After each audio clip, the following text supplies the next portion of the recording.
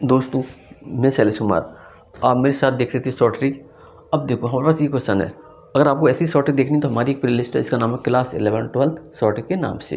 तो उसके अंदर हमने काफ़ी शॉर्ट ट्रिक अपलोड की है और हम आगे भी उसमें हम अपलोड कर रहे हैं। तो कोशिश करें आप उन सबको देखें और समझने की कोशिश करें। अब देखिए यहाँ पर क्वेश्चन AP का है और इस क्वेश्चन में हमको कुछ वैल्यू एज्यूम करनी पड़ेगी और एज्यूम करके तब इसका सोल्यूशन लेके आएंगे। देखो अब वो वाला मेथड 11-12 पढ़ते हैं, वो वाले मेथड तो मैं अभी यहाँ पर नहीं लगाऊंगा। अगर आपको पूरा इसका मेथड देखना है तो इसी चैनल के अंदर एक प्लेलिस्ट का नाम है AP GP HP सीरीज, उसके अंदर आपको पूरा मेथड मिल जाएगा। अभी देखो शॉर्ट तरीके से कैसे करें। तो if A² B² C² are in AP, मेरे पास A² B² C² AP में है, then 1/B + C and 1/C + A and 1/A + C आपको बताना है किस सीरीज में होंगे।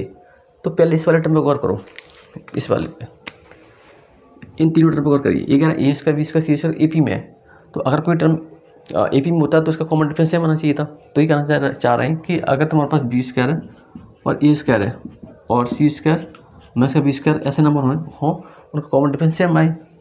तो इनकी बात को हम ध्यान में रखते हुए हमने क्या किया कि अगर हम A की वैल्यू देखो, अगर हम A की वैल्यू 1 माने, ठीक है, और B की वैल्यू अगर हम 25, A² 1 25, C का कितना 49 मान लिया जाए, तो देखो क्या ये AP में है। तो हम कह रहे हैं कि अगर हम B² मैथ का A² करें तो 25 मैथ का 1 कितना बच रहा है 24 बच रहा है, और हम कह रहे हैं C² मैथ का B² करें तो 49 मैथ का 25 कितना बच रहा है तुम्हारे पास 24 बच रहा है। तो हम ये कह रहे हैं कि अब मेरे पास ये A² B² C² AP में है, लेकिन अब A² B² C की वैल्यू A² की वैल्यू 1 और B² की वैल्यू 25 C² की वैल्यू 49।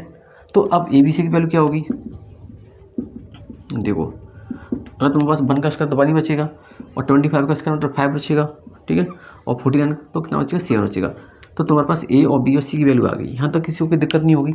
अब देखो आपने क्या किया कि अगर ऐसा केस है, ठीक है, तो 1/B + C, देखो, और 1/C + A और 1/A + B क्या होगा, किस में होगी, AP में, GP में, HP में। हमने इसकी बात कर ली। अब हम बात कर रहे थे इसकी, देखो 1/A + B, तो A + B 1 + 5 तो 6, 1 + का 5 कितना आ गया, देखो। अब 1/C + A, C + A तो 1/1 + का 7। अब देखो यहाँ पर B + C, तो B 5 है और C 7 है, 5 + 7, ठीक है। अब इसको रब करें जिसको आपको अच्छे से क्लियर दिखाई दे। हाँ, वैसे तो आप इसे बहुत जल्दी से कर सकती हो, क्योंकि अभी हम क्या कर रहे हैं समझा के कर रहे हैं तो टाइम लगता है। देखो यहाँ पे कितना आंसर आ गया इसका, बताओ कोई। तो 1/12 आ गया, यहाँ पे 1/12 आ गया और 1/8 आ गया एंड 1/6 आ गया। ये हमारे पास नंबर आ गए। अगर ये तीनों टर्म किस सीरीज में, तो पहले हमें इसका कॉमन डिफरेंस करना पड़ेगा, ठीक है। कॉमन डिफरेंस निकाल रहे हैं तो बताएंगे किस में है। तो अगर हमने AP मान के सॉल्व करना चाहा तो कह रहे हैं कि ये मेरे पास पहला टर्म है, सेकंड टर्म है, थर्ड टर्म है। तो हमने इसको देखा कि मार्कर चेंज करें यार, ब्लैक। देखो हमने क्या किया कि ये A1 है, मान लें देखिए ये B1 है, ये C1 है। तो हमने कहा कि B1 मैथ्स का A1 = टू, और हमारे पास क्या है C1 मैथ्स का B1, C1 मैथ्स का B1 किया। तो B1 कितना मेरे पास 1/8 है और ये 1/12 है = टू। तो C1 कितना 1/6 है और मैथ्स का B1 कितना 1/8 है।